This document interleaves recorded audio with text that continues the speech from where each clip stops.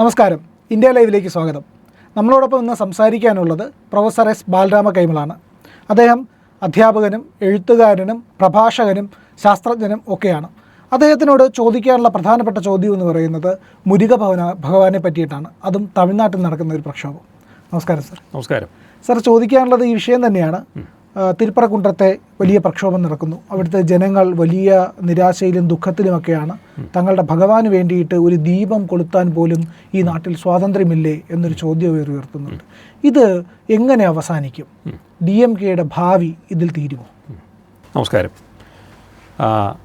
മുരുകൻ എന്നാൽ തമിഴ്നാട്ടുകാരുടെ ഏറ്റവും വലിയ, അവർക്ക് ഏറ്റവും പ്രധാനപ്പെട്ട ഈശ്വരസങ്കല്പമാണ്. തമിഴ്നാടിൻ്റെ ഓരോ ശ്വാസത്തിലും നിറഞ്ഞു നിൽക്കുന്ന ദൈവമാണ് മുരുകൻ.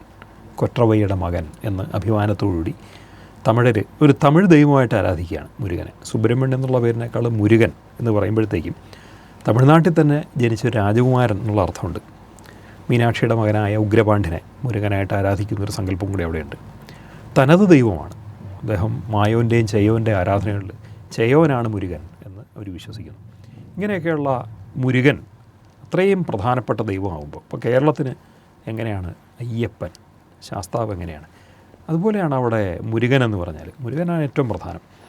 ഏറ്റവും കൂടുതൽ തമിഴ്നാട്ടുകാർക്ക് അവരുടെ കുലദൈവാരാധനകളിൽ അനേകം കുടുംബങ്ങൾക്ക് മുരുകൻ കുലദൈവമാണ്, സുബ്രഹ്മണ്യൻ കുലദൈവമാണ്. കേരളത്തിൽ അങ്ങനെ അധികം പറയാനില്ല, പക്ഷേ കേരളത്തിൽ കൂടുതൽ ഭദ്രകാളിയായിരിക്കും ഇപ്പോൾ അനേകം കുടുംബങ്ങളിലെ കുലദൈവമായിട്ട് വരിക.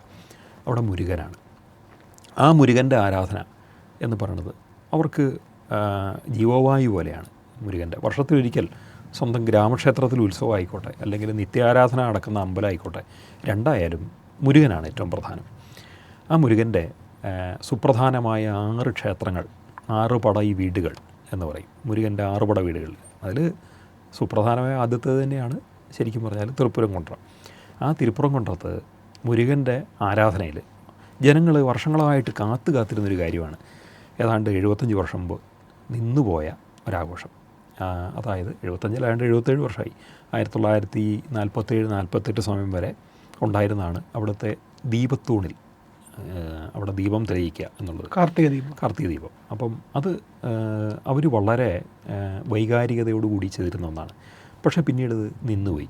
ആ നിന്നുപോയ ആചാരം വീണ്ടും തുടങ്ങാനുള്ള ഒരാഗ്രഹത്തിലാണ് ആൾക്കാർ ആദ്യം സർക്കാരിനോട് ചോദിച്ചു, സമ്മതിച്ചില്ല. കോടതിയെ സമീപിച്ചു. കോടതിക്ക് ഒരു കുഴപ്പമില്ല, കാരണം അവിടെ നിയമപ്രശ്നങ്ങൾ എന്തെങ്കിലും ഉണ്ടെങ്കിലാണല്ലോ ഇത് കുഴപ്പമുള്ളത്, അല്ലെങ്കിൽ ക്രമസമാധാന പ്രശ്നങ്ങൾ വേണം. അവിടെ അതിൽ നിയമപ്രശ്നമില്ല. ഹിന്ദുക്കൾ ഹിന്ദു ക്ഷേത്രത്തിൽ ഹിന്ദു ആചാരത്തിൻ്റെ ഭാഗമായിട്ട് ഒരു ഹൈന്ദവ ആഘോഷം സംഘടിപ്പിക്കുന്നതിന് കോടതി ഒരു നിയമപ്രശ്നവും കാണുന്നില്ല. അത് നോർമലി ഇവിടെയുള്ള ഓരോ മതക്കാരനും അവനവൻ്റെ മതാവകാശം പോലെ തമിഴ്നാട്ടിൽ മുരുകഭക്തർക്ക്, ഹിന്ദുക്കൾക്ക് അവരുടെ സുപ്രധാനമായ മുരുകക്ഷേത്രത്തിൽ അവിടെ കുന്നിൻ മുകളിലുള്ള ഒരു ദീപത്തൂൺ, ഒരു കൽത്തൂണിൽ ദീപം തെളിയിക്കാൻ അവകാശമുണ്ട്. ആ അവകാശം ആരുമായിട്ടും തർക്കത്തിൽ വരുന്നൊരു കാര്യമല്ല. ആകെ തർക്കത്തിൽ വന്നത് എന്നാന്ന് ചോദിച്ചാൽ അവിടെയുള്ള ഒരു ദർഗ ഉണ്ട്, അതായത് ഒരു മുസ്ലിം സിദ്ധൻ്റെ ഖബർ എന്ന് പറയുന്ന ഒരു ഭാഗം അവിടെ ഒരിടത്ത് വന്നിട്ടുണ്ട് എന്നുള്ളത് മാത്രമേ ഉള്ളൂ. പക്ഷേ അതും ഇതുമായിട്ട് നേരിട്ട് ബന്ധിപ്പിക്കാനുള്ള പ്രശ്നങ്ങളൊന്നും കോടതിക്ക് തോന്നിയില്ല. അതായത് കോടതി ഇതിനകത്ത് ക്രമസമാധാന പ്രശ്നം കാണുന്നില്ല. അപ്പോൾ കോടതി അത് അംഗീകരിച്ചു. പക്ഷേ ഗവൺമെൻറ് എന്നിട്ടും അംഗീകരിച്ചില്ല. അവിടെ ഗവൺമെൻറ് വീട് തടഞ്ഞപ്പം സിംഗിൾ ബെഞ്ചിൽ നിന്ന് ഡിവിഷൻ ബെഞ്ചിലേക്ക് പോയി. ഡിവിഷൻ ബെഞ്ചിലും കുഴപ്പമില്ല. അവസാനം ഡിവിഷൻ ബെഞ്ച് വിധിക്കെതിരെ ഇപ്പോൾ തമിഴ്നാട് സർക്കാർ സുപ്രീം കോടതി പോയിരിക്കുക. സുപ്രീം കോടതി പോകുക എന്നുള്ളത് മാത്രമല്ല, ഇവിടെ ഒരു ഗവൺമെൻറ് കാണിക്കാത്ത വേറൊരു വളരെ പൈശാചികമായൊരു ക്രിയ കൂടി DMK ഗവൺമെൻറ് ചെയ്തു. DMK ഗവൺമെൻറ് മാത്രമല്ല, തമിഴ്നാട്ടിലെ BJP ഇതര രാഷ്ട്രീയക്കാർ പലരും ചേർന്നിട്ട്, NDA അല്ലാത്ത രാഷ്ട്രീയക്കാരൊക്കെ ചേർന്നിട്ട് സുപ്രീം കോടതി ഈ പാർലമെൻറ്റിൽ ഒരു റിക്വസ്റ്റ് കൊടുത്തേക്കാണ്, ജഡ്ജിയെ ഇമ്പീച്ച് ചെയ്യണം. ഇവിടെ ദീപം തെളിയിക്കാൻ ഉത്തരവിട്ട ജഡ്ജിയെ ഇമ്പീച്ച് ചെയ്യണം എന്ന് പറഞ്ഞു. GR സ്വാമിനാഥൻ. അതെ, ഇത് ഇന്ത്യൻ ജുഡീഷ്യറിയുടെ ഒരു കറുത്ത അധ്യായം എന്ന് വേണം ഇതിനെ വിളിക്കാനായിട്ട്. ഇന്ത്യൻ ജുഡീഷ്യറി ചരിത്രത്തിൽ അതിലെ കറുത്ത അധ്യായം. ഇത് സർക്കാർ അല്ലെങ്കിൽ ഭരണഘടനയെ സംരക്ഷിക്കേണ്ട സ്ഥാപനങ്ങളിൽ രണ്ടെണ്ണം തമ്മിലാണ് ഏറ്റുമുട്ടുന്നത്. എന്ന് പറഞ്ഞാൽ തമിഴ്നാട്ടിൽ സർക്കാരുണ്ട്, വ്യവസ്ഥാപിതമായ സർക്കാരുണ്ട്. വ്യവസ്ഥാപിതമായ സർക്കാർ ഭരണഘടനാപരമായിട്ടുള്ള അവകാശത്തിനെതിരെ നിൽക്കുന്നു. മറ്റ് ഭരണഘടനാ സ്ഥാപനമായിട്ടുള്ള കോടതിയുടെ വിധി ധിക്കരിക്കുന്നു. ശരിക്കും കണ്ടൻറ് ഓഫ് കോർട്ടാണ് അവിടെ. കോടതിയെ അലക്ഷ്യമാണ് സംഭവിച്ചിരിക്കുന്നത്. അതായത് ഒരു കൃത്യസമയത്ത് ഒരു കാർത്തികയുടെ അന്നാണ് തെളിയിക്കേണ്ടത്, അന്ന് തെളിയിക്കാൻ അവർ സമ്മതിച്ചില്ല. തെളിയിക്കാനും അതാരും തടസ്സപ്പെടുത്തരുതെന്നും അതിന് പോലീസ് പ്രൊട്ടക്ഷൻ കൊടുക്കണമെന്നും പറഞ്ഞ് കോർട്ട് ഓർഡറുള്ളപ്പം അതിന് നേർവിപരീതമായിട്ട് പ്രവർത്തിക്കുകയും ഭക്തജനങ്ങളെ ലാത്തിചാർജ് ചെയ്യുകയും കൂടി ചെയ്ത സംഭവങ്ങളാണ് തമിഴ്നാട്ടിൽ അരങ്ങേറിയത്. അപ്പോൾ ചുരുക്കത്തിൽ സംഭവിച്ചത് കണ്ടൻറ്റ് ഓഫ് കോർട്ടാണ്. കണ്ടൻറ്റ് ഓഫ് കോർട്ടിനെ മറികടക്കാൻ വേണ്ടി ഇല്ലെങ്കിൽ അങ്ങനെ തോന്നിക്കുന്ന വിധത്തിൽ ജഡ്ജിയെ ഇമ്പീച്ച് ചെയ്യണമെന്ന് പറഞ്ഞിട്ട് പോയിരിക്കുന്നു. ഇത് കേട്ടുകേൾവിയില്ലാത്ത സംഭവമാണ്. ഒന്ന്, ജുഡീഷ്യറിയുടെ ആത്മവിശ്വാസം തകർക്കുക, ജുഡീഷ്യറിയെ സമ്മർദ്ദപ്പെടുത്തുക, എന്നിട്ട് കാര്യങ്ങൾ നേടിയെടുക്കുക. പണ്ട് ജുഡീഷ്യറിയെ പോക്കറ്റിലാക്കിക്കൊണ്ട് കാര്യങ്ങൾ നേടാനാണ് പലരും ശ്രമിച്ചേക്കുന്നത്. അതായത് ഇവിടുത്തെ ഹിന്ദുക്കളോ അല്ലെങ്കിൽ ഹൈന്ദവ രാഷ്ട്രീയക്കാരോ പലപ്പോഴും സ്വന്തം അവകാശങ്ങൾ നേടിയെടുക്കാൻ വേണ്ടി കോടതിയിൽ പോകുന്ന അത്തരം സന്ദർഭങ്ങൾ കുറവാണ്. പിന്നീട് അവരും പഠിച്ചു, ഓക്കെ ഇങ്ങനെ ചെയ്യാം. എതിരാളികളാണ് അത് BJPക്കാരുടെ നേരെയും അതുപോലെ തന്നെ ഹിന്ദു രാഷ്ട്രീയക്കാരുടെ നേരെയും ഹൈന്ദവ ഭക്തരുടെ നേരെയും ഒക്കെ പ്രയോഗിച്ചുകൊണ്ടിരുന്നത്. അവർ കോടതിയിൽ പോകുന്നു. ശബരിമലയിലെ അവകാശങ്ങൾക്കെതിരെ കോടതിയിൽ പോയി അല്ലേ എന്ന് പറഞ്ഞ പോലെ വിശ്വാസങ്ങൾക്കെതിരെ, ആചാരങ്ങൾക്കെതിരെ, വിശ്വാസിയുടെ അവകാശത്തിനെതിരെ കോടതിയിൽ പോയിട്ട് എതിരായിട്ട് എങ്ങനെയെങ്കിലും ഉത്തരവ് സമ്പാദിക്കുക, എന്നിട്ട് അത് വെച്ച് മുതലെടുക്കുക എന്നുള്ളതായിരുന്നു മുൻകാല തന്ത്രമെങ്കിൽ ഇന്ന് ഈ നാടിൻ്റെ അടിസ്ഥാന ജനതയ്ക്കൊപ്പം കോടതി അവരുടെ അവകാശങ്ങൾ സംരക്ഷിച്ചുകൊണ്ട് ന്യായമായ നീതിയുക്തമായ ഉത്തരവുകൾ പുറപ്പെടുവിക്കുമ്പോൾ ആ കോടതികൾക്കെതിരെ പോകുന്ന ഒരു പുതിയ സമ്പ്രദായത്തിന് DMK തുടക്കമിട്ടിരിക്കുന്നു. ഇതാണ് ഏറ്റവും മോശമായ കാര്യം.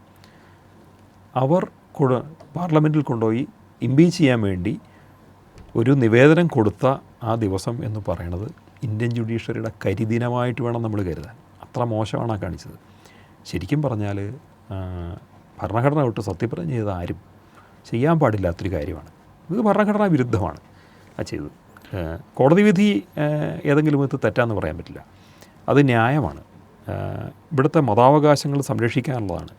അതിന് ഭരണഘടനാപരമായിട്ട് വകുപ്പുണ്ട്. ഇതെല്ലാം നിലനിൽക്കുകയാണ് യാതൊരു അടിസ്ഥാനമില്ലാത്ത ആരോപണങ്ങൾ പറഞ്ഞുകൊണ്ട് കോടതി വിധിക്കെതിരെ, ജഡ്ജിക്കെതിരെ ഇംപീച്ച്മെൻറ്റിന് ഒരു റിക്വസ്റ്റ് കൊടുക്കുന്നു. അപ്പം അതിനെന്ത് സംഭവിക്കും നമ്മൾ നോക്കണ്ട. പക്ഷേ എന്തിനത് ചെയ്തു എന്നൊരു ചോദ്യമുണ്ട്. അത് കോടതികളെ സമ്മർദ്ദപ്പെടുത്താൻ, തിണ്ണമെടുക്ക് കോടതികളുടെ നേരെ കാണിക്കാൻ, ഞങ്ങളിങ്ങനെയൊക്കെ ചെയ്യും, നാളെ ഞങ്ങളാണ് അധികാരത്തിൽ വരുന്നതെങ്കിൽ ആ ജഡ്ജിയായിട്ടിരിക്കുന്ന വ്യക്തി നാളെ അവിടെ ഇരിക്കത്തില്ല എന്നോ ഒക്കെ കാണിക്കാനായിരിക്കും. എന്തായാലും ഇതിൻ്റെ പേര് രാഷ്ട്രീയ തിണ്ണമെടുക്കുന്നതാണ് പറയേണ്ടത്. ഇല്ലെങ്കിൽ അങ്ങനത്തെ തരം പ്രയോഗങ്ങളാണ്.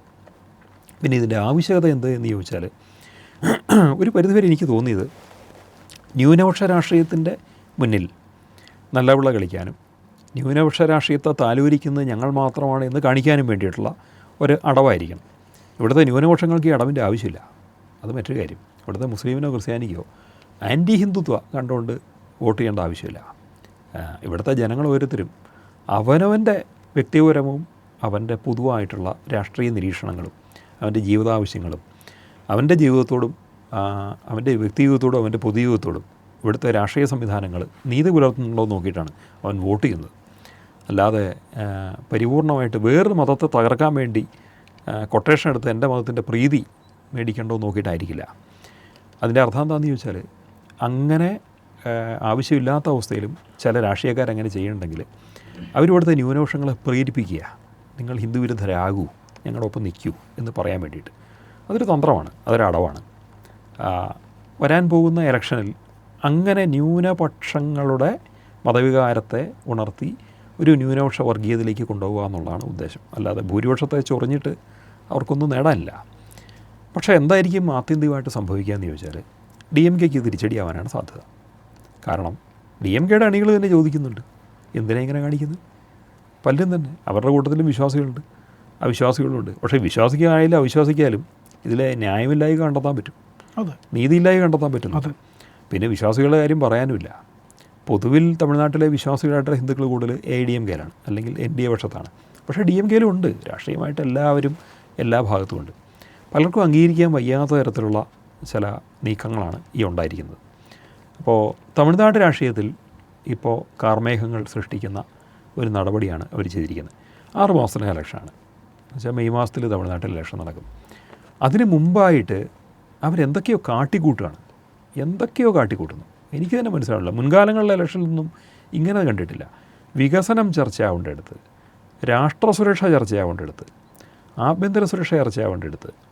ഇവിടുത്തെ വികസനം മുന്നോട്ടെങ്ങനെ പോകണം, എഡ്യൂക്കേഷൻ എങ്ങനെ പോകണം, വിദ്യാർത്ഥികൾക്ക് ന്യായമായ എഡ്യൂക്കേഷൻ കിട്ടുന്നുണ്ടോ, പുതിയ തൊഴിലവസരങ്ങളോ വന്നുണ്ടോ, ഞങ്ങളുടെ സ്റ്റേറ്റിലേക്ക് പുതിയ നിക്ഷേപം എത്ര വന്നു, അതിൻ്റെ അടിസ്ഥാനത്തിൽ ഇവിടുത്തെ ജനങ്ങൾക്ക് എന്ത് ക്ഷേമം കൊടുക്കാൻ പറ്റും എന്നൊക്കെയുള്ള ചർച്ച നടക്കേണ്ടതാണ് ഇതൊക്കെ നടക്കുന്നത്. അതിൻ്റെ അർത്ഥം എന്താ?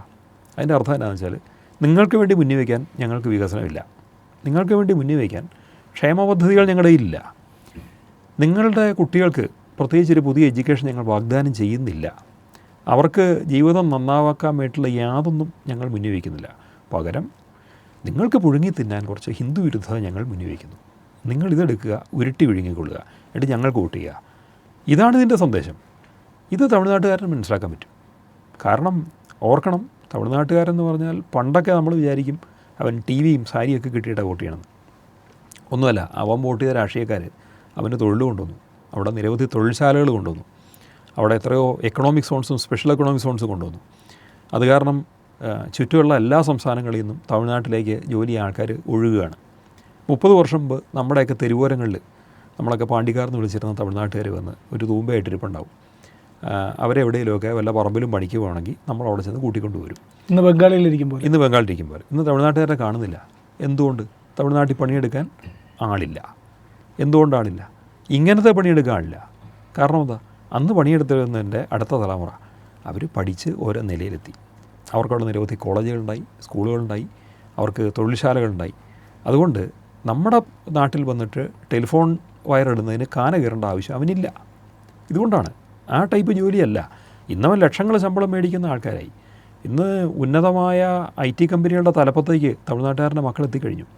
അവൻ പട്ടിണി കിടന്നും നമ്മുടെ വെയിൽ കൊണ്ട് നമ്മുടെ വഴിയോരങ്ങളിൽ നീണ്ട ചാലി കീറിയൊക്കെ ഉണ്ടാക്കിയ പണം അവൻ്റെ മക്കളെ പഠിപ്പിച്ച് അവൻ നന്നാക്കി. അന്നത്തെ രാഷ്ട്രീയക്കാർ നല്ല രീതിയിൽ ചെയ്തു.